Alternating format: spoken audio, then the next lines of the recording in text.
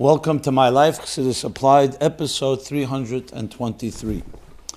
This program is dedicated by Yossi Simon in honor of his father's yahrzeit on the 3rd of Elul. We've just entered the powerful month of Elul. Elul is the last month of the Hebrew year, which is called the Chodesh HaCheshbon, the month of accountability for all that happened in the past year, and Chodesh HaChana, the preparation for the coming year, Tafshin Pei Aleph. So what a year this has been. The year of the pandemic, which is still affecting us, and it continues to remain a force that creates uncertainty, unknown, and all the other disruptions that it's creating across the globe. And yet, we're told and we're taught, especially in this month of Elul, that we're given all the resources we need to deal with any given challenge. We may not always understand events, but we know everything is by divine providence, and we know that there's no such thing as a force that is more powerful than our ability of resilience and to rise to the occasion and be stronger than ever, especially the Jewish people. After everything we've been through, we've only become a greater nation and a greater force in this world. So whatever challenges we're facing now, the month of Elul, as we make the Cheshbon HaNefesh and we take our accounting and our soul searching and introspection, we resolve and say whatever has happened, we cannot control the events, but we can control our attitudes.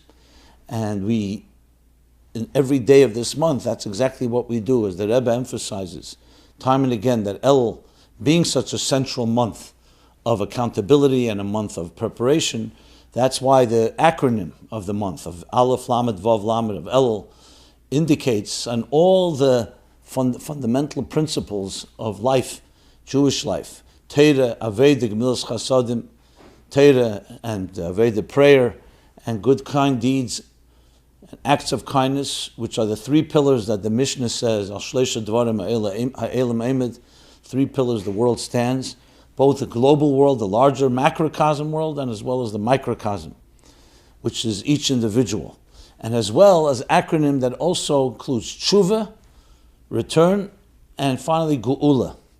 So the entire spectrum of life experience and Jewish experience is captured in the month of Elul. So this is the time, in a very practical level, that we make a cheshbon, we sit down in a very quiet and internal way, introspection, where we stand, how did these last months, and the truth is it goes back obviously from the beginning of Tafshin Pei, 11 months ago, but includes the last 6 months as well. Where do we stand in these areas? Because at the end of the day, even though there was a pandemic, and there is a pandemic, this still does not affect what did we do in our study of Torah, what did we do in our prayer, what did we do in our Gemilas Chasadim and mitzvahs and tshuva, and what did we do to bring the Geula, Mashiach? Like the Gemara says, that you'll be asked, what did you do? What did you do to bring the Geula closer? And as such, we have to ask ourselves, not just what did we do, but with all the challenges, how did we rise to the occasion? How did we increase in all these matters? Because this was an opportunity and continues to be an opportunity in ways that are unprecedented to actually increase. I know from my own work, the increasing of classes and receptivity has been, there's no words, it's not even comparable to the way it was. So each of us during this time, especially this time, when outer life has been so disrupted, it's a greater opportunity to increase in all these eternal values that we are charged with, and in this month we make that accounting. And we prepare for the next year to do it even better and even stronger. So in this age of uncertainty, one thing is certain, that we're not living in regular times, that the month of Elul and the high holidays are going to be experienced in ways that like never before.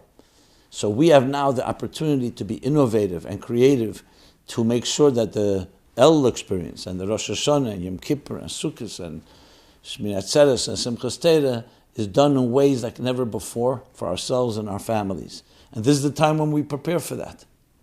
So in addition to the cheshbonim saying, okay, what has happened till now, we now have the opportunity to say, how are we going to enter this year? Now, we're always looking for chidush. We say Rosh Hashanah, the Alter Rebbe brings from, in Ageres HaKedesh 14, it's based on the Arizal, that before Rosh Hashanah, the whole world goes into a comatose state in anticipation for the renewal of its contract. A new year, a Shana Chadosh, a Chadosh, a Mechudash, he says, a new energy enters into existence that never was there before. And we're always looking for ways. How do we do something in a new way? Well, we were given on a platter, due to the circumstances. Some of us will not be able to go to shul in the regular fashion. We'll definitely not be able to be in the same type of circumstances that we usually depended on. So here we have now, before us, a unique challenge. Now we have to do it you can't just rely on a crutch or rely on a old routine or a past pattern. We have to find original ways. Nothing original about Rosh Hashanah, in a way, besides the new energy. The same traditions, the blowing of shofar. But we have now an opportunity to figure out innovative ways. How are we going to hear shofar this year when we may not be able to go to shul? And our families and our children. So we could look at it as, oh, this is a setback. Or we could say, no, this is a way of making a keli, a container of experiencing Rosh Hashanah like never before. And same thing with Yom Kippur, the same thing with Sukkot. So regardless of what's coming in the next few weeks, and we don't know everything, we can make the resolve right now, and we need to make it. That's what Elul is about. It's a preparatory month. We blow shofar every morning, preparing us for the shofar of Rosh Hashanah, that we can actually experience renewal like never before. So when you think of it that way, the opportunity is really a historical one. And that's the attitude that we have to take, a proactive attitude, offensive, take the initiative. Not just, okay, well, what's going to happen? What is the synagogue going to do? What is the rabbi going to do? What are you going to do? How are you going to make sure that all that you've received in previous years during this special time of the year, you will now be able to receive and generate in a greater way due to the challenges of our time? So this is the Tovshin Pei challenge of how to prepare this month of Elul for the powerful month, the powerful holy days that we're about to experience in a few weeks from now, beginning with Rosh Hashanah. True renewal, because the situation is a new one. Different challenges, can't rely on the regular schedules. I could tell you from my work, this is exactly the challenge.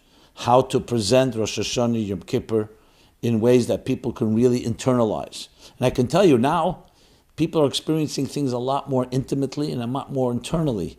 Because, again, we can't rely just on the regular, so-called the regular routines, the regular structures that we usually were so dependent upon. Now we have to think, how are we going to daven, pray in a deeper way, connect in a deeper way, and experience this renewal in a deeper way. So we are actually in the process of creating programming exactly geared for that. You'll hear more about it, but we began with the 60 Days, a book I've written years ago, but is more relevant today than ever, because 60 Days is exactly that. It's a book that brings the high holidays to you. So wherever you are, whatever situation, your relationship with God remains intact and stronger than ever. So 60 Days is a journey day by day, began yesterday with the new month of Elul, and we'll go all the way for 60 days till the end of Tishrei. So I encourage you to take advantage. We have a daily email that goes out with a thought and exercise. We have a daily podcast that is continuing the series of the Daily Spiritual Antidote. We have, of course, the book, 60 Days, A Spiritual Guide to the High Holidays. And I know how people are using it this year, definitely even more than previous years.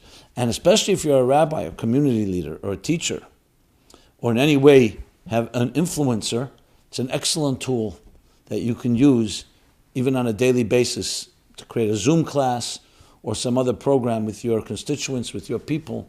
And the tools are all ready, and you can personalize it and customize it. So here we are here for you. This is what our mission is. ChassidusSupply.com. You can find out more. You can find more resources, as well as meaningfullife.com. So with that, I'll do a few little housekeeping announcements. That there you'll also find a forum where you can ask all your questions anonymously, completely, without any total confidentiality. We could not trace it, so your anonymity is completely protected. You can also find all the previous episodes archived. You just have to go there to ChassidusSupply.com, as well as the essays of the essayists that have previous year's contests. And yes, we are winding down this year's contest, and you will hear from us about that. I know you keep hearing that, and people feel like we're just pushing it off. No, we're not. We're literally finishing it up. Obviously, this year has been different than previous years, but we will live up to our promise and pledge of this whole contest and honor your efforts, your time, and your energy, so valuable in investing in creating, writing essays, and also the creative track that we did with artistic abilities in this contest and award the prizes. So look forward to hear about that. We will be doing it before the new year, so very shortly will be some of the announcements. Okay. It's also, this is the week of Parsha Teitzei. You probably know, and I've talked about this a number of times, that we go from the month of the month of destruction, the Tlasa de Paranusa, the months of affliction, the weeks of affliction, I should say, but then it goes into Shiva de Nechemta, the 3 weeks of Ben Hamtzarim, sad weeks, that leads us into the 7 weeks of Shiva de Nechemta, of comfort, of consolation. So we're in those weeks, and that's a countdown that leads right into Rosh Hashanah. It's interesting how it works. From the saddest, lowest point, it leads us into comfort, consolation, all the way to the new year renewal. So we're now in the week of Teitzei. So one thought about Teitzei, which of course relates to Elul and relates also to our period in time. It's a tremendous lesson just in the opening verse. The verse talks about Teitzei le'milchama, alevecha, when you will go out and wage war upon your enemies. So there's 2 words here that seem odd. Teitzei le'milchama. Why is the word Teitzei? You will go out to war. It could have said Kisilchem, when you will wage war. There are many ways to say it. What's the Teitzei? Teitzei is like going out. Out of where? And the second word is alevecha. In Hebrew, alevecha means upon, above your enemies. It should have said be'evecha or imevecha, with your enemies. So the Rebbe explains, and it's such a far-reaching lesson in every aspect of life. One answer that answers both these diyukim, both of these emphases in this verse. War is not our natural state. You need to go out to war. We do live in a world which is a hostile world, and there are wars to be fought, but never think that you are a warrior. So the Torah is saying, yes, there were times you need to go to war, physical, but even more importantly, emotional, psychological. We have battles to fight with our own internal enemies, our demons, with external ones, psychological, emotional, fears, insecurities. But always know that you are not a warrior. You belong within. Your soul, in a beautiful, seamless way connected to its purpose. But there's a purpose. The soul goes away from its natural environment to sublimate and refine and transform this material world into a divine home. So when we're doing that, but always be aware you're going out to do it. Not just physically out, but psychologically. It's not your natural place. Your natural place is harmony, is peace, is connection, it's love. So the first one is Teitzei. You'll need to wage war, but don't be identified by it. And the second, alevecha. You're never an equal to whatever adversary you have, or any adversity that you face. You're always above them, because there's a purpose. God sent these challenges in order to elicit deeper strengths and to transform the negative into the positive. So when you have that attitude that it's not my natural place, and that I always remain above it, meaning I am not an equal to my challenge, to adversity, then whatever you face, whether it's a pandemic, whether it's fears, uncertainties, internal or external enemies, you always have that confidence knowing that it's not who I am, and I'm always above it. I engage, but I remain above.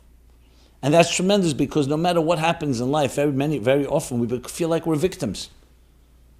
Or at least we're part of the circumstances. No, you are always above the circumstances. You just need to know it.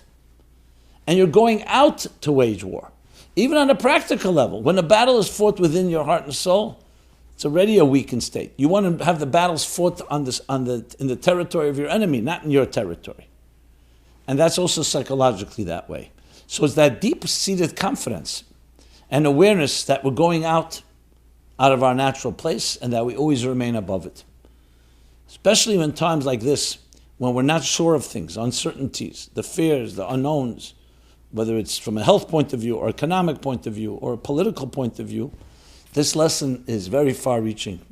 So in the month of Elul, in one of the weeks of Elul, we read it because it's about strengthening ourselves. We're not we're not an extension of our circumstances. We're not defined by our circumstances. We stand above them, and we are going out to deal with our circumstances. You keep that in mind, and it's the preemptive solution to so many problems that we have. Once we understand that it's not the problem is something to deal with, but it's not does not define you. Okay, so some cross-referencing in episodes 177, 226, 228, 273, 276, and 322, which is last week. Talked more about these topics. These are cross-references that you can find easily at chassidussupply.com. And the YouTube version, they're timestamps, so you can go straight to the section you're looking for. Okay. So what are some practical steps that one can do this Elul to make an actual difference in their lives? Good. Practical steps. We'll begin, as I mentioned before, but I'll be more specific. This is a month that's not 1 month. It's a month that encompasses the entire year. Because here we have the ability to look back at every day of the year, every month of the year, going back to last year's Tishrei. When Rosh Hashanah began, basically September last year, pre-COVID, September 2019 rather. So the first thing is that every day, designate time. In the morning is always great to do this. Designate time to account. Go through the months and say, September, October, November. You want to go by the Hebrew months, Tishrei, Cheshvan, Kislev. Go through the months and try to sum up what happened, what could have been done better. That's what true accountability is. What was really good? How can I intensify that? What needs correction? How can I adjust? How can I improve? It's an evaluation, a real evaluation. Obviously, the months as they roll on, you get into January, February, March, we know things started really changing. But regardless, it's an accountability for the entire year. That's one thing. And actually write down and say, here are things that I could improve, and write down, here are a few things that I would love to improve as we go forward in this month and into the next year. That's one thing. Next thing, strengthen in all those 5 kavim, those 5 tracks. Do something additional study of Torah. As much as you're learning, maybe an additional little section or piece. Maybe start learning a new book or new class. 2, in prayer, with more kavanah, more intention. Choose one prayer. Focus a little more on it. Number 3, in tzedakah, in gemilas chasadim, increasing a little tzedakah, which is, of course, a custom to be done in Elul, as well as, by the way, the tefillah. It says that those that learn Torah put more time into davening. Same thing with tzedakah and gemilas chasadim. Tshuva is, of course, a more central one of things that need to be corrected. There are people you may have wronged. Figure out a way to reconcile with them, to make up. There are also tshuva not necessarily on a wrong. Tshuva means returning, being more connected to the divine, to God, what God wants of us. God, your purpose in life. And finally, geula. Every day, what did you do today to help bring personal and global redemption in your own life and in the life of others? This is something every one of us can do. Everyone on their level. Children can be taught to do this. Maybe start a journal. And you can go day by day. Take it seriously, and you'll find it being very refining, very cleansing, very purifying experience. Are there more things that be done? Of course, we know we have the customs of Elul, besides the blowing of shofar every morning. There's other customs as well. We begin to wish each other a ksiv v'chsim teva, which is also an effort in kindness and sharing, wishing each other, thinking about each other. And this is a time when we need it more than ever. Many people have been shaken up. Many people are tottering, are in places that need chizuk and need strength and encouragement. And when you encourage others, it obviously comes back to you as well. And there are more customs. I'm just sharing a few. These are practical things we can do. Overall, Novice Yisrael was always an area that we could always increase in. Being kinder, being less judgmental, being non-judgmental, even better. Finding ways you see conflict. What could you do to diffuse it? With good intentions. And this could be on a small level, on a big level. Creating Avos and Achdus Yisrael. One of the greatest callings of our time, maybe the greatest. And the one actually that is the closest thing to bring in the Geula. Because when there's no sinas chinam, which caused the destruction, when we have Avos chinam, unconditional love for each other, that is the tikkun, the repair, the antidote to destruction. Because shalom, Avos Yisrael, Achdus Yisrael, shalom is the ultimate klei machzik bracha that contains the ultimate blessing. The blessing for what? Barchenu avinu kolonu ko'echad. Our Father blesses us when we stand as one. As the Rebbe said in the name of the Tzemach Tzedek, that the Achdus among Chassidim will lead them to the Geula. And the logic is straightforward. Not just among Chassidim, among all people, but especially among Chassidim, the Achdus. There's nothing, when we are united, nothing can stop us. So there's much to be done, looking in your own life, looking at people around you. What can I do to be part of the solution? And to somewhat lower, if not eliminate entirely, any fires of disagreements, of discord. And without pointing fingers, if everyone has that attitude, you tell me, what do you think will happen? So these are among some of the things we can all be doing in this powerful month of Elul. With that, let's go to the next question. Since prayer is such a central theme in Elul, Tachnunim, additional prayers, especially when we get to later in Elul, we start saying Slichas. Sfardim start doing it Rosh Chodesh Elul, but Ashkenazim begin the last week before Rosh Hashanah. So there's some questions regarding, does God answer our prayers in Elul? Here's the question. What good is it announcing that during Elul, the king is in the field? The Moshel of the Alter Rebbe that I discussed last week. Melech Basada. The king is in the field. What does that mean? He's accessible, even as you're dressed in your workday clothes, in your workday mindset, and he shows us a smiling face, and he answers our requests. So someone's asking, what is the good of announcing that during El the king is in the field, and therefore it's easier to get your prayers through directly to God, if last El and previous Els, the king was also in the field and didn't listen to your prayers then? Okay. Well, my response is very straightforward. How do you know he didn't listen to your prayers? You think Hashem doesn't always answer the way you want him to answer. He answers how he wants to answer. If you and I are here and we're healthy and we're able to ask this question, maybe God gave you a very big blessing, the blessing called you're alive and I'm alive, and health and the ability to think. So sometimes we take for granted what those prayers are. Now, do we always get what we think we should need? God gives us what we need, not always what we think we need. And sometimes what we think we need is not even necessarily really good for us. So that's number one. Number two, the Shalom writes, all prayers are answered. God is always awake and he's always listening. He's always listening, and therefore it would be illogical for him to say, pray to me and I'm not going to answer you. I'm going to ignore you. The question is, as I said, firstly, what does the answer to the prayer mean? It's not always the way we understand. Secondly, as the Pshalom puts it, in a very beautiful way, every prayer opens a door. You may need more doors opened, but don't ever think a prayer doesn't open a door. It opens a door, gets rid of a resistance or an obstacle or impediment. Sometimes you need more prayers. Look, Moshe Rabbeinu was praying to go into Eretz Yisrael. 515 prayers, Gematria V'Eschanon, until Hashem told not to continue.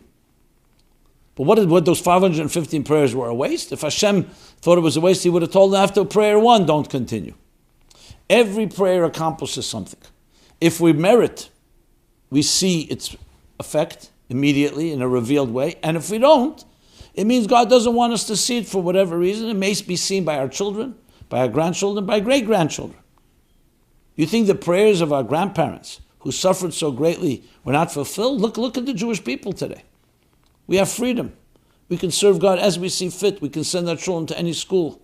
You can pray as long as you want. No one's coming to arrest you, to round us up. Thank God. You think that came from nowhere? So if our great-great-grandparents would have said, hey, I don't see the prayer fulfilled. We're still living in poverty, under oppression, to the worst and worst possible ways often. But they knew that a prayer is always heard, and our Father in heaven is compassionate. And with you as a parent, a healthy parent, your child cries out to you, does not have an impact? The fact that you may not act immediately, and we're humans, we're flawed. The fact that we may not act, and your child says, why don't you respond? Of course I hear you, my dear child. And you will see my response. You may see it immediately. You may see it in ways you don't even expect. And so on. There was a Chassid, Reb Simcha Gorodetsky, in 1966. He wrote to the Rebbe, complaining that the Rebbe is not answering him for all his requests. He's making many requests, and the Rebbe, did he do something that offended the Rebbe? He wants to correct it. The Rebbe is not answering him. You know the Rebbe answered him? What happened in the last year? You, your family, children, all came out from the Soviet Union, from that prison. And you're telling me that the answered prayers, your requests were not answered? They were answered more than you would ever expect. It's amazing, right? Because the answer comes in actions. Looking at your life, you see a blessing. The whole beginning of the Likutei Diburim. What's the first few pages? It talks about machshava me'elas. That thought helps. So Frierdiker Rebbe is talking about that there are different levels of friendship. There's a friendship when you meet your friend, you say Shalom Aleichem, hello. There's a second, you give a hug. A third, you have a conversation. And then finally he says the deepest is thought. You think about someone you care about, it has an effect.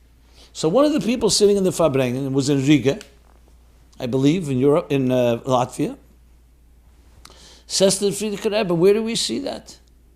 Frierdiker Rebbe responds to him. He says, where were you last year? Last year he was back in the Soviet Union, in that hell. He says, where were you? Meaning, someone thought about you, that's why you're here now. And you didn't even realize it. He's asking, where do we see it? Ein balanes makir benise. Sometimes the person who experiences a miracle does not even recognize it. It's too close, or we take it for granted. So never underestimate. We should appreciate with gratitude, deep gratitude, our blessings. Do we have challenges? Of course there are challenges. Some of us have suffered greatly. Some people have lost family members, especially recently. Things we don't understand, we can't fathom. But to not see the whole picture and just talk about what we don't have, we have to talk about the whole picture. So I would say all prayers are answered, and sometimes you see it immediately. Sometimes you give it a little thought and you see it's there. Sometimes it takes a little time. But a door is always opened. So this is the statement. The last year the king was in the field and we prayed, it didn't end up with results. That's a very, I would say, I'm not being critical, but it's an arrogant statement. How do you know? What assumption did you make? Based on what? And yes, did people suffer tragedies in the last year? Yes, they did. No one's denying that. But a tragedy does not mean that your life, and there's no blessings in your life. It means there's a tragedy. We may understand it. Usually we don't. So God answers our prayers in Elul. And the Melech is Besada, as he was in previous years, and now in new ways, and answers and smiles to us. And therefore, do not give up. You never give up. You love someone, and you know they love you. You don't say, oh, I didn't hear an answer, so therefore I give up. No. It's not the approach. Is it challenging? Yes, it is. Okay. Is there any way to connect with God in a way that you can feel him responding? So that's, of course, a continuation. The answer is absolutely yes, as I just said.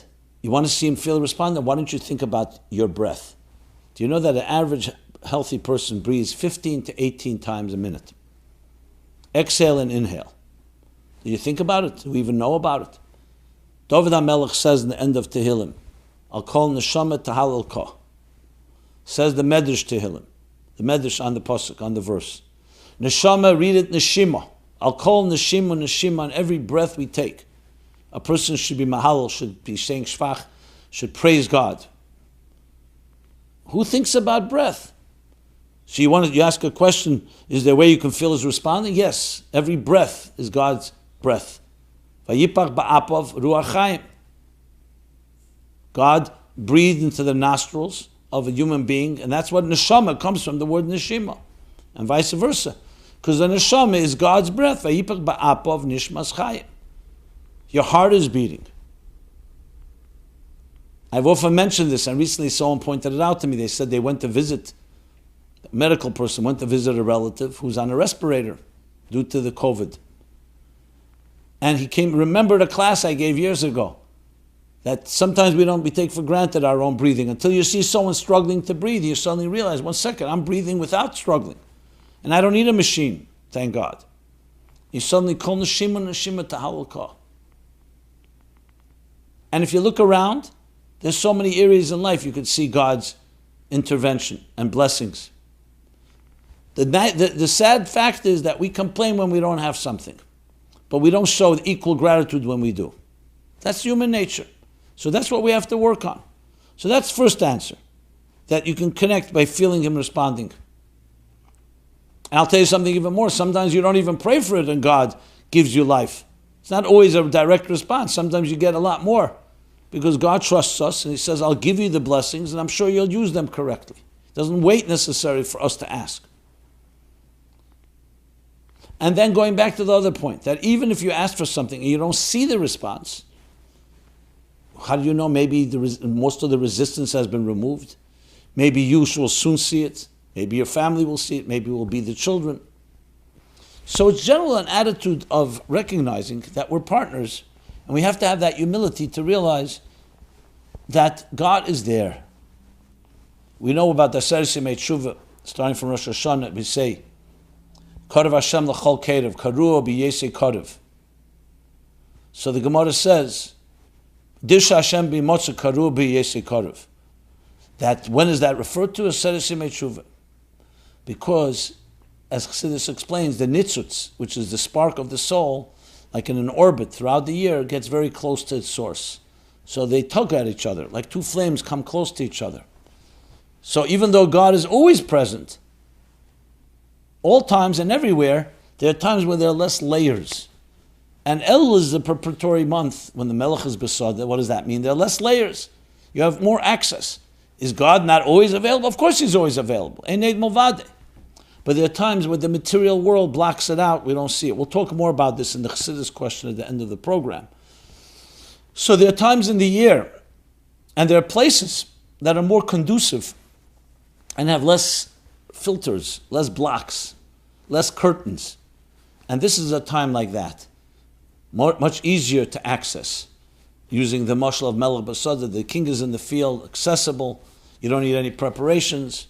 Like when you have to go to the palace, you could be in your work clothes, in a work state of mind, in a mundane state of mind, and he smiles and responds and fulfills any request that any commoner even asks of God. So it's a unique opportunity, and again, especially this year. More episodes where I've spoken about this include 1819. It's about prayer in general, how it has impact. 1819, 82, 133, 199, 201, 203, and 309. Okay. Let's go to another question, which is not related directly, but everything at the end of the day is connected to each other. And that is, the question goes like this: how do we find clarity amidst all the disinformation.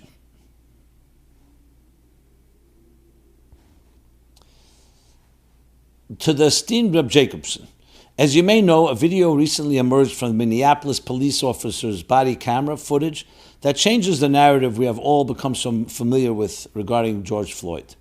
It is now very unclear whether the officers being tried will be tried with murder, as George Floyd was heard saying he couldn't breathe before Derek Chauvin brutally mistreated him. That said, what do you make of this footage only now being found out, some months after the media incited a small race war in our streets? How do we deal with so much misinformation, fraudulent journalism, and propaganda being pushed across America's news stations? In the likely event that the officers responsible for assaulting George Floyd are cleared of all charges, as the new video seems to disprove second-degree murder, how can the Jewish community prepare for another round of race riots, God forbid? Wishing a Shavua and Shana Tova to you and your family. A second question, why is there so much confusion? Okay, so as you know, I'm not going to get now into the facts on the ground. I did not do proper research to tell you what did happen, what didn't happen. We've seen some videos. I've seen the new one. This is not my job, and it's not our job. Hopefully there'll be a fair court of law. They'll look at all the evidence in all directions and come up with the right proper justice to be done. We're all appalled when a person gets killed and murdered. It doesn't matter whether they're black or white. At the same time, you have to look at all the facts, and there's a due process. To say we distrust the whole process of all courts of laws and all police is ridiculous. It's just like in any type of blanket statement. But this needs to be looked at, especially now it's under the public eye. And let's be honest, a lot of people are trying to capitalize on it and exploit it, not necessarily in healthy ways. So that's all, from my point of view, that's all a given. So I'm not getting into the details of each particular episode and incident. But the question is, the big question is, but there's so much disinformation. And I remember even hearing this back long before the Trump era. People were saying about President Obama things. Before that, President Bush, and then President Clinton. You go back. And I would always ask myself a simple question. How do I know what they're saying is even accurate? People have agendas. And I'm not just suggesting nothing has been done. Look, JFK, who was assassinated, was considered Camelot. People look at him, he was like the perfect human being. He wasn't. We all know that. First of all, there is no such perfect human being. But because he was assassinated, and he was a very handsome looking guy, so his story became like martyrdom. Today we know about all kinds of things he did, but the media did not expose then scandals and people's personal affairs. So what does that mean? That means that he's better because it wasn't reported? Today, that's not the climate any longer. So we don't even have an objective picture of anything. You go back in history, tell me one person, put them under scrutiny, you'll always find something, and if you magnify only the negatives, the person becomes a villain. You magnify the positives, the person's a hero. Then you start seeing life as a little more complex. Great. People have beautiful things about them, and they have things that are not so beautiful. That sense of nuance seems to have been lost. And I discussed this in a program I did, I believe, what was it, about elephants and donkeys. There's black and white, cowboys and Indians. You know, this need to create like perfection, or you're either total evil or you're totally good. It's ridiculous. It's a childish approach, and it's not even accurate.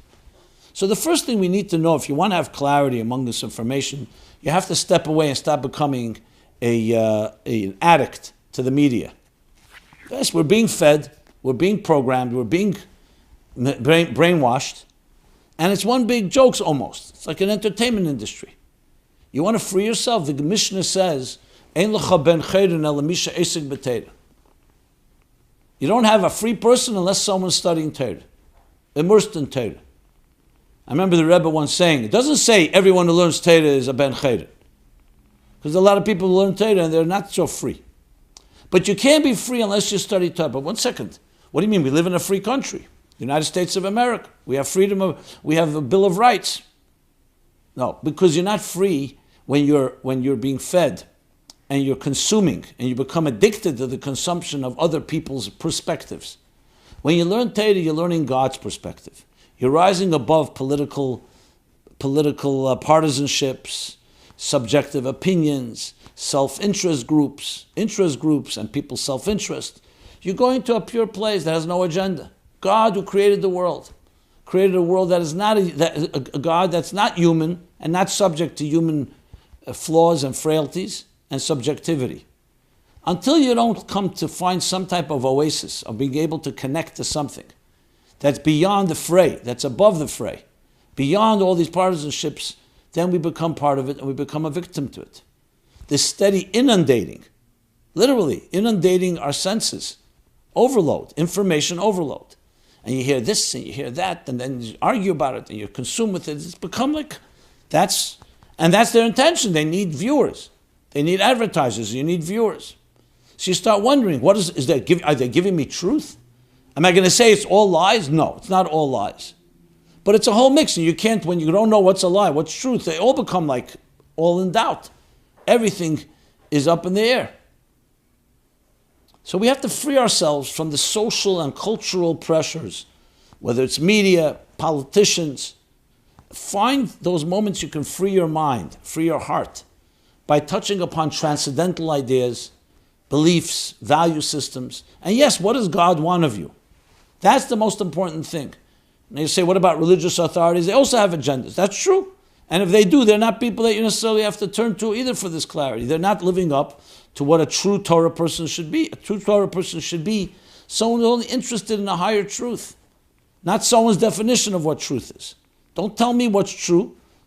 Tell me what you hear, what you've studied, what you've learned. Tell me what God wants of me. And I really have to say this, I don't see another solution. Because who exactly are you going to trust? This station, this network, that network, this blogger, this tweeter? And we end up having a lot of information coming our way. As I said, inundating, flooding our senses. And we become literally, it's like an addiction. We become addicted to this information, to what we consume. And what you consume, you assume what you consume. You are what you eat. We need to free ourselves of that. It's the only way to get clarity. I was blessed around people, especially the Rebbe, seeing the Rebbe who was always that way. He looked at what does the Torah say about it. Not what I say, not what you say, not what Republicans say, what Democrats say, what Fox says, or what CNN says.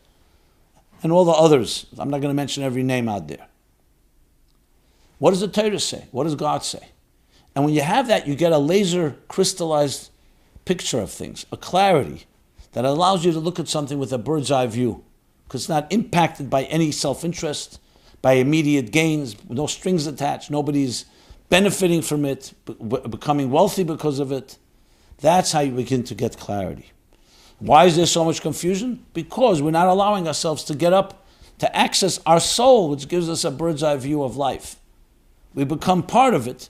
So we're like all within it. We're all part of it. And this is what we're consuming. We become consumers and we become addicts to this information. There's information addiction too. The expression, you can know more and more about less and less. You can know about the price of everything and the value of nothing. So just the fact that we have information doesn't suddenly mean we're in power. Just because you can Google and find out anything about everything doesn't mean you're a wise person. A wise person knows how to use the information, knows how to filter the information, and most importantly knows how not to allow the information as an end in itself to define you, but to look for the deeper truth that the information provides, and how to build a better world, how to build a better human being, a better family, healthier children, ones that are not defined by the coming and going of the rush hour of our businesses and all the other things consume us around survival, making more money, being more powerful, more control, but rather more sublime, more transcendent. What do you need it for? Not what you need. Becoming a greater giver than a person who's taking. All that is how you achieve clarity.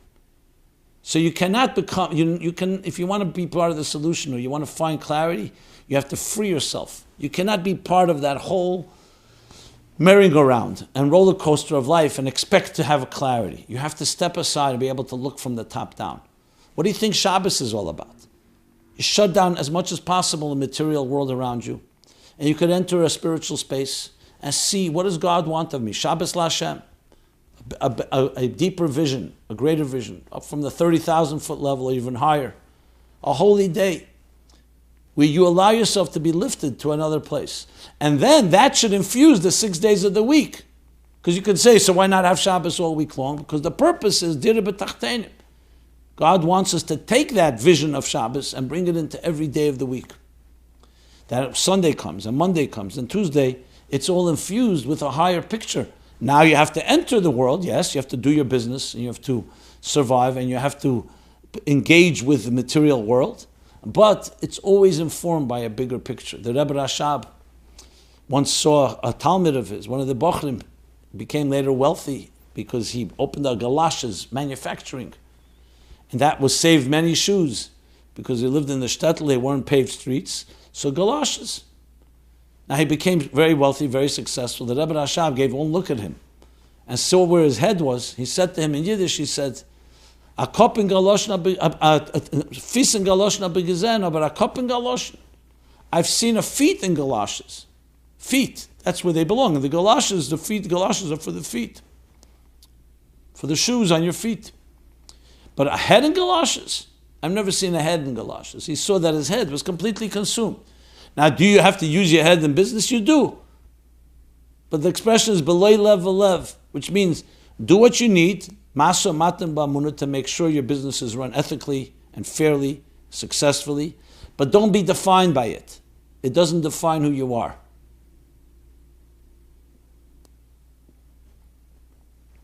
Okay. So that is somewhat an answer to that question about clarity amidst the disinformation. Next question.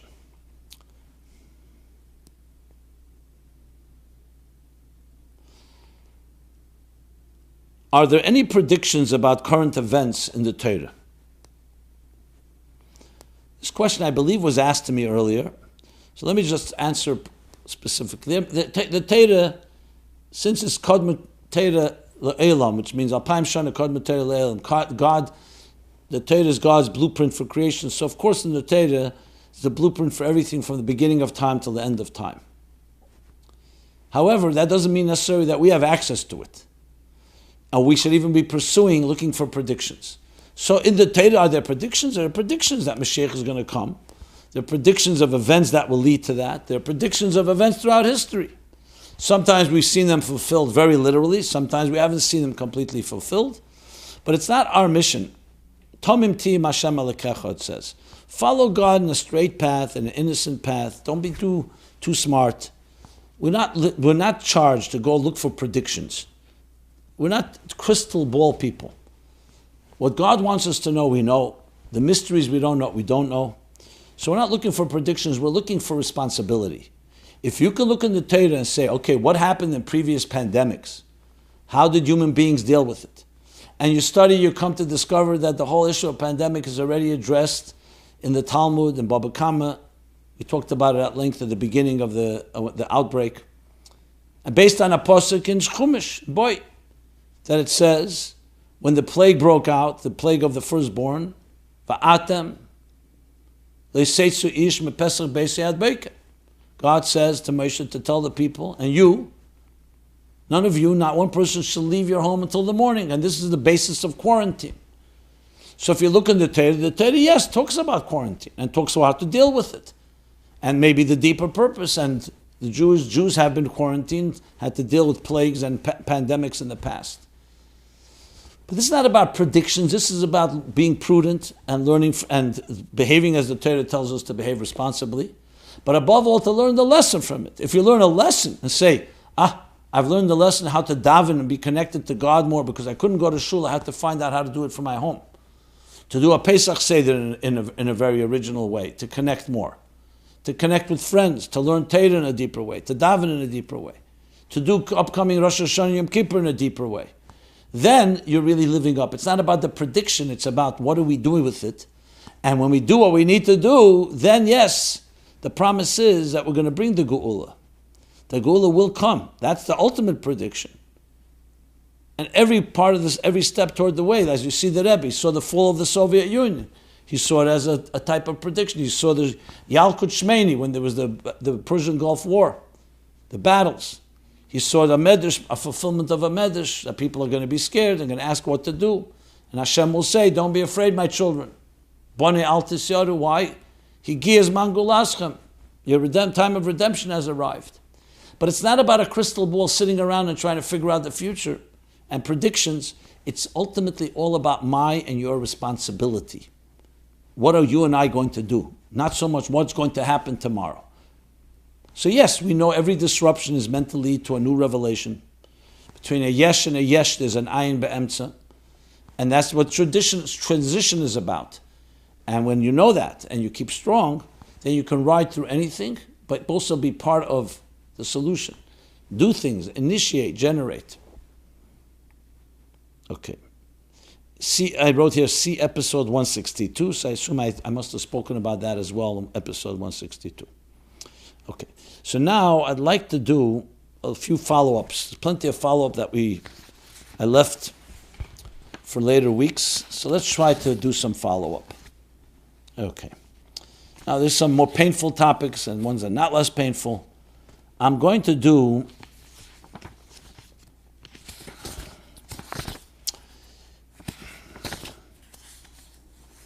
let me finish up about politics. We spoke about what should we do about liberals trying to focus our schools to teach their agenda. We talked about political parties. So I'm going to try to finish that now. So we'll have that finished and then see what time is left and then we'll continue. So over the past weeks, I mentioned it before, I've spoken about the polarization among political parties, among all of us. Even this past Wednesday, my class was about how to disagree without hate. All relevant to these times, especially in this political climate of the elections, the United States elections. So just to follow up, so some I wanted to finish, I didn't finish. I'll do it right now. Let me just organize myself here. Okay.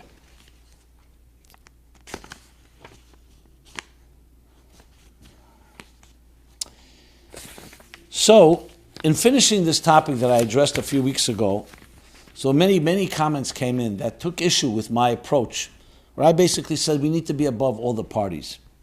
And look what is good, what God wants us to do, like I mentioned before, above the fray. But some people took issue and they felt, no, that the elections are deeper, they're not just political, that those representing the right or the more Republican are actually representing a more ethical approach to the liberal godlessness and even lawlessness that they're allowing in the name of equal rights and so on. So I've been talking about this, and I want to just finish a few of the letters I received because it is relevant to our time. So let me just, the donkeys versus elephants. So here we have our favorite writer who's always giving me these, in my opinion, ridiculous titles, but okay, you're enjoying yourself, that's fine. I find it endearing. To our Supreme Mashpia and the E-Universe, Rabbi Simon. First of all, thank you for all you do for the public.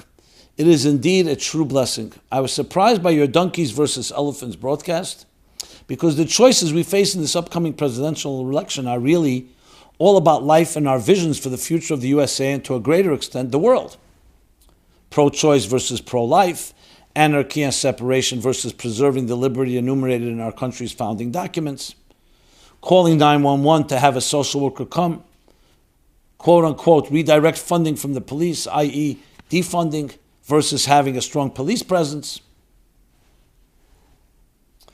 to protect all citizens, a government that seeks to destroy the normative nuclear family unit versus one that seeks to uphold the standard of a married father and mother at home, higher taxes to pay for social welfare and even a universal basic income versus lower taxes, individuality and hard work lifting all ships, no choice in schooling versus school choice, regulation versus deregulation, gun control versus the right to self-defense, as listed in the Second Amendment, climate hysteria and banning fossil fuels versus level-headed thinking and growing our economy and self-reliance with fracking, globalism versus taking care of our country first, embracing China versus recognizing the true nature of the communist, genocidal, a sexually abusive slave state it is, a weak military versus a strong military, and so on. Sounds like a real campaign list. But I hear what you're saying. I'm not dictating to you which one you should support. But this election, as so many are, a choice about a vision for life itself, I think we need to be engaged or we'll lose our country. Okay. I don't disagree with the points. And I said that we should look at our higher values, and see which party or which individual. Because I believe it's case by case. I don't think you're going to just find one slate that's going to cover it all. So basically, it comes down to not becoming political, even though, of course, we should exercise our right to vote and find the best candidates to live up to the highest standards possible. So I don't think there's a disagreement on that. But many of us do get caught up in the polarization, which is the thing I was really trying to address. Another person writes, Dearest Rabbi Jacobson, I don't know the right form to write in regarding your master classes regarding donkeys and elephants, but since you mentioned it on the My Life Chassidus Applied episode, I write here. While the animal mascots of donkey and elephants are indeed somewhat silly, politics nowadays is anything but. The two parties represent very different values, and each party, especially the Democrat Party, note, it's not called the Democratic Party, it's the Democrat Party, works ceaselessly to get their agenda accomplished. The different values are represented fiscally, taxes and regulations, welfare, universal basic income versus self-reliance, in regards to our personal protection and safety, police and Second Amendment rights, educationally, school choice in regards to human life, pro-life versus pro-choice, and security-wise globally, China, Iran, etc. At stake in the election is also whether society moves to view the founding of our country based on unalienable rights for each individual endowed by our Creator to be racist and flawed and torn down, or hopefully cherished with a recognition that it is the most fair and kind form of government around. The election will also affect our ally, Israel.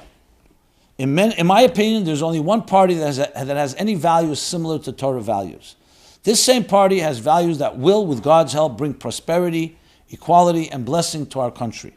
The other party has values that are anathema to the values held by religious Jews and values that will radically destroy the country. The election is very important, and while the animal representatives are less important, meaning elephants and donkeys, everyone with the right to vote should go out and do so. I hope you can encourage your viewers who are eligible to vote to get out and do so. I'm quite taken and actually surprised a bit in a good way of the passion that many people have about these values, and by all means. So let's make it clear. I don't think there's any disagreement here. There's the other side of it that so much has been caught up, as I said, almost into the entertainment element. So yes, I was a somewhat tongue-in-cheek, elephants, donkeys, and there are real issues at stake. But remember, a lot of people are caught up in the politics and in the fighting, and that's, again, needs to be addressed as well, independent. I wish it was so simple that you could just vote for one slate, all Republicans, and you get yourself guaranteed the highest quality values. We still have half of the country that has a very different opinion. So there's more to be done than just winning an election. It's also education. And that's what I think we have to get into, not just becoming, you know what, you're all against my values and that's it. For some reason people have been brainwashed, and we need to re-educate, and we need to educate and enlighten and talk openly and non-judgmentally, because without that, people will not be receptive on either side of the aisle. The next comment on this, as I said, I want to just get these out of the system here. The sixth president, John Quincy Adams, was the son, not grandson, of the second president, John Adams. I guess I may have misstated, maybe I stated that he was the son. I think he was the grandson. I didn't look it up, but I hear what you're saying. He was a remarkable man, because that's what I talked about. The origination of elephants and donkeys, especially donkeys, came from the big battle between Andrew Jackson and John Quincy Adams in the election of the sixth president. So he's referring to that program that we did a number of weeks ago. He was a remarkable man, John Quincy Adams. By age 15, he was fluent in 6 languages: English, Latin, Greek, Biblical, Hebrew, French, and Dutch. At age 10, he accompanied his father then on a diplomatic mission to France from the nascent USA, where he served as his father's secretary. As Andrew Jackson was illiterate and John Quincy Adams viewed him as a boor, and a war criminal for his actions against the American Indians, the presidential campaigns were indeed fierce. Okay. Fine. And one more that I'll do, and then we're going to go to the Chassidus question. And that is, which one am I doing? Yeah. Individual versus community. Rabbi Jacobson, thank you so much for your amazing ongoing weekly My Life Chassidus Applied broadcasts. The genius of the American experiment, in my opinion, the recognition that natural rights stem from the Creator to each individual, rights which precede government. Our government is instituted among men, derived from just powers, from the consent of the governed, to secure these unalienable natural rights. And the recognition is that whenever any form of government becomes destructive of these ends, it is the right of the people to alter or to abolish it, and to institute a new government. In other words, the government's primary role is to protect the unalienable rights of the individual. Although not written in the founding documents, at least that I have seen, the underlying principle of natural rights endowed by the Creator is that each individual is created in the divine image. Unfortunately, the Democrat Party has decided to focus on the rights of various communities instead of the individual. The thing is that the rights belong to each individual, and rights can't belong to an amorphous community if they don't belong to each individual in the country first. When they do belong to each individual, they automatically belong to everyone.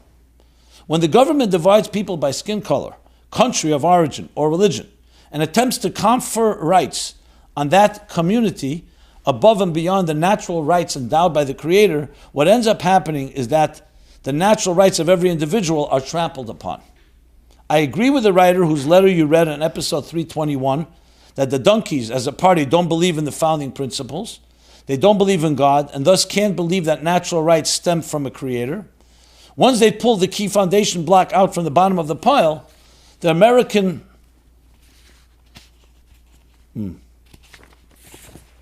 experiment collapses. Thus you see the manifestation, Marxism, anarchism, looting, and a desire to burn down the system. Indeed, we have a choice in November that we have the sacred duty to make, and I hope that our country still believes in those principles that have created the most free, colorblind system of governance in the world's history. Well said, and I really concur with many of the points you made, especially the one where if you take out God from the picture and you start giving rights to whoever you feel needs those rights, you end up having anarchy. You don't have equality. It becomes reverse discrimination then. So I'm with you, and I thank you for all your comments.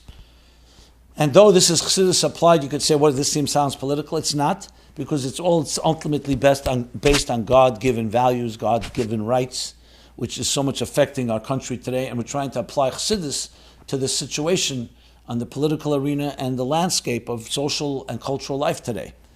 And I think this did do some enlightening, and I hope it reaches the right places. And please share with others, because there's so much misinformation, disinformation, confusion in these issues, and we need Torah, Chassidus clarity. Okay. Let's move now to the Chassidus question of the week, and that is, why is it special to pray at certain holy sites when God hears our prayers everywhere? Why is it advantageous to pray at holy sites such as the Western Wall or at the resting places of tzaddikim? Doesn't God hear our prayers wherever we are? I believe I spoke about this. Couldn't find a previous episode, but the answer is very straightforward. Einaid milvadei. Yes, you cannot divide God into parts. Indivisible God is everywhere, permeates everything in existence. And yet God did create a structure. Without going into the whole discussion, Kabbalah, Chassidus, of the Tzimtzum Arishin, the Tzimtzum was the concealment of divine consciousness, not a concealment of Elokus, because Atzmus and even the highest levels pre-Tzimtzum are still there, except we don't sense it. At least not in a full sense. There's the idea of Hu Motzei, Shem El Shem Shemayim Shagar B'Fikel. We say Baruch Hashem, even a child, even a person who doesn't know, there's a presence, but it's not in a full Giluyim Dika way. That's the way God created. So there's a structure. In this structure, as he explains in Tanya, Perek Lamed Vov, what means tachtenim? Not tachtenim in space, in quality. It means tachtenim in Gilui Elokus, that the shtalshlus ha'er, that the shtalshlus, which is the evolution of stages after the tzimtzum, continue to conceal the divine energy from level to a point, like he says, that the completely concealed cheshach kafel mechupel, a double concealment, to the point there's actually negative forces that say, I and nothing else. It started with Ein Eid Milvade, and now it's Aniva Afsiyet. Ein Eid Milvade is the true reality, the true perspective that divine is everywhere. But our perspective can be to the point of concealment that we think we are the center, and we even deny the divine. That's what Tachtenim is, and that's what the Eibishter wanted to do. So what does that tell you? That there are levels of concealment and revelation. So from our point of view, there are places in the world, just like there are times in the year, where there are less blocks, there are less parsoyas, there are less halomas v'estadim, less concealed layers, where you can relate more directly to the divine. The Kisla Maravi, Kedusha le'zazimim came as the Rambam Paschal. The holiness never leaves. Same thing as Shul, a Beit Mikdash Ma'at. An environment that has been refined and prepared in a certain way is a closer window, not from God's point of view. Of course, godliness is everywhere, in the street as much as in a shul. But from our point of view, less layers and therefore more conducive. Oil with tzaddikim. In time, Yom Kippur, Rosh Hashanah. I said, Dirsha Hashem b'yimotze b'yesi karav. He's not karav all year round. But there are times where there are less layers and therefore easier for us to access and easier for us to connect to. Think of it like light piercing the tzimtzum. There are times where the tzimtzum is complete. Tisha B'Av is the utter concealment, the destruction. Even there's godliness, but it's more concealed. And then there are times when there's more revelation. So it really comes down to, in a very simple way of putting it, where there's more layers or less layers. Less layers, that makes it more conducive, and that's why certain spaces and certain times are easier to access. Can you do it anywhere? Of course you can. The Rebbe, there's a letter from the Frierdiker Rebbe to the Rebbe. He asked the question, the Alter Rebbe said that the Chatzi Kadra Tachten, the lower hemisphere, where we are, the United States, Matan Torah didn't happen. That's why it's much more Tachten. The Rebbe asked the Frierdiker Rebbe, what do you mean Matan Torah happened everywhere? It affected the whole world. So he says, no, in Chatzi Kadra Elyon, it was Begili. And the Chatzi Kadra, it was not Begili. It wasn't revealed. So again, it's not that it didn't happen. In revelation, the level of revelation wasn't there. So that makes it a lower level. Okay. So with that, we conclude episode 323 of My Life Chassidus Applied. Everyone should have a very powerful Chedesh El, Cheshbon and Achona, accountability and preparation. Should be a Ksiva v'Chsimateva, a blessed year, Begashmius and Beruchnius, physically and spiritually, Beruchnius and Begashmius, spiritually and physically, as the Rebbe often would express. Shana Teva Masuka, a year, sweet year, healthy year, and whatever the challenges we have should all be ended, all the machlas, all the illnesses and diseases and epidemics and pandemics, and we should only remain with the strength that we get from all of this deeper strength, and it should be already a Shnas Geula, Pedus, Shnas Pedus, even before the Tavshin Pei ends, to go into the Tavshin Pei Aleph, marching with the Gula Amitis Vashlema, with the Rebbe together, with all the Rabbeim, the Gula Amitis Vashlema. Everyone be well. We're here every Sunday, 8 to 9 p.m. My Life Chassidus Applied. Thank you so much. This program is brought to you by My Life, Chassidus Applied. Please help us continue our programs. Make even a small contribution at chassidusapply.com/donate.